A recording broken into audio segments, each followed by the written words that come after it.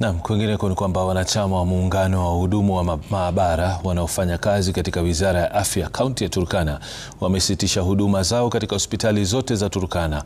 Wahudumu hao wameandamana wakilalamikia kufanya kazi katika mazingira duni.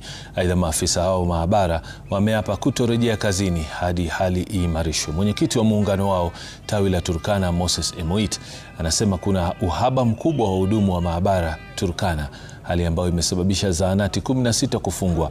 Mbali na hayo, wahudumu hao wanadai serikali ya kaunti ya Turkana imekataa kusikiza matakwa yao. Between the national government and the county government, and the UHC workers are suffering.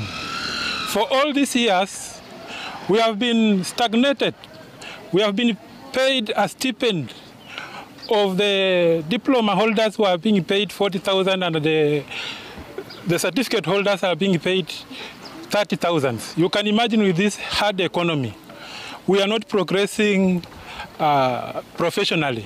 Punda amechoka, na punda akichoka msigo unaanguka, na msigo ni yao hawa wagonjwa wenye wako hapa from Lokitang, from where ambayo labs imekuwa closed, kina Kangatosa labs imekuwa closed just because of expertise who are not there. Today we are here to condemn what we term as discrimination from the Ministry of Health and the county government of Turkana, because since this devolution, we only have 63 medical lab officers who are employed in this county, and we have a total of 228 health facilities. You can imagine these officers manning all these facilities and a county referral requiring 56 staff.